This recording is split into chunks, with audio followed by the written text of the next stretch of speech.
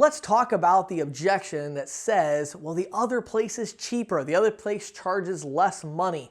Now, this one you are going to run into, and I want to give you a couple of options. We've already talked about some different things you can do when we're talking about price and how to get around it and stuff, but I want to talk about a couple ways you can kind of confront this objection head on when somebody says, well, the other company's cheaper. Well, the first thing that you can do, of course, is take the path of least resistance, which is to match their price. So if you already know what their price is, you can just go in and kind of match or lower the price. And if it's reasonable, then hopefully you can go in there and you can lower the price and you can just close the deal. But if you're going to do that, you need to make sure you're doing what's called a conditional close. So a conditional close is something like, wow, you want to make it sound like, it's a big deal, right? So let's say, hypothetically, let's say I was talking to somebody and they're on interchange plus pricing and I offer them interchange plus 60 basis points and 10 cents. And they're like, well, this other company offered me 40 basis points and 8 cents, right? Now, I know I can beat that by a little bit, or at least match it. But I don't want to just say, well, I can just match that or I can beat that, because if I come right out and say that, well, then it sounds like I didn't give them my best rate to begin with, right? And so I want to make it a bigger deal than that. If I'm going to match it anyway, I want to, make a big deal of it. So I'm going to say something like this. I'm going to say, I'm going to take a breath and say, wow.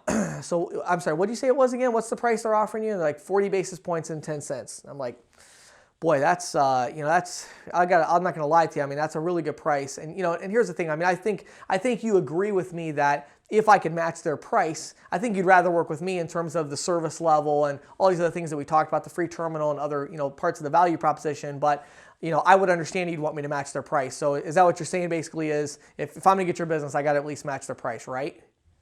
So see, a line like that, you'd have to kind of rewind and play that a couple times. If you say it that way, you're making it sound like it's a big deal for you to match their price. And you're like, man, I just don't know about that or whatever. And then it's like, but, if I could match it, you're saying basically for me to get your business, I've got to at least match their price. Is that what you're saying? Then they're going to say, yeah, you do. I mean, obviously we got to go with the best rate or whatever. Then that's kind of the trap, because right there you don't want to be like, good, then I'll match it. Sign here. Because then they're like, oh, I got tricked into this thing. You really need to use either a third-party close or something like that. Now, what I recommend you use is go to instantquotetool.com.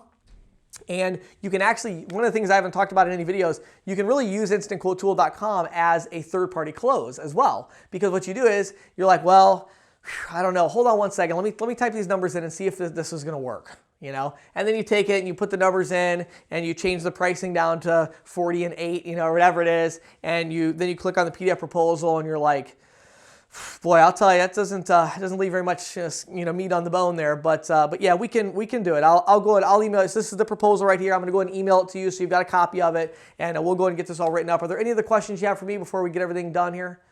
So what you do is you make it seem like a really big deal to come down and match the price, and then you match the price. Now, what about when somebody says the other company's cheaper and they really are, and you can't match them? You have minimum pricing criteria in place or whatever it might be, and you just can't match their price. You just can't do it. So what do you do in that case where you just can't match their price? Well, when you can't match their price, there's a couple things that you have to do. The first thing you have to do is you have to minimize the difference. You have to minimize the difference. So let's say the other company is charging, and usually in these cases, there's not a lot of profit anyway. Usually it's like they're charging, $10 a month less. It's usually not a big difference, but let's just say it's, $20 a month less, right? So then what you do is you really emphasize the insignificance of that amount of money, right? So you kind of make it seem like you've just about matched it anyway. So like, well, yeah, but I have a company right now and, it ends up being about $20 cheaper than what you have. Maybe you do it on the instant quote tool or whatever and show them the money. And then you're like, well, no, I totally understand that. So what's the difference we're talking about? It's like, well, like 20 bucks? Okay. And I mean, obviously you and I both know, $20 is, it's obviously not a huge amount of money, it's 20 bucks. And so I get that and I understand the importance of that. We want to make sure we're giving you a good value. So, my main concern is I need to make sure that what I'm doing is going to provide you more than $20 a month in service. So here's what I would tell you. I'm sure you've had some situations in the past with credit card processors where they've done you wrong or they haven't had a local person. So here's what I'm going to do for you.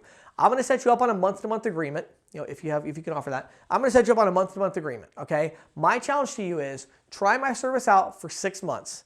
If you don't feel that my level of service and what I'm offering you is worth more than that 20 bucks a month, I will personally give you $120 back, which is, it's only 120 bucks over 6 months. If you don't feel like I've earned that money, I will give it to you back and we'll cancel it, no hard feelings. Will you give me just 1% of your trust and allow me to earn the other 99%? Because that's really all I'm asking for.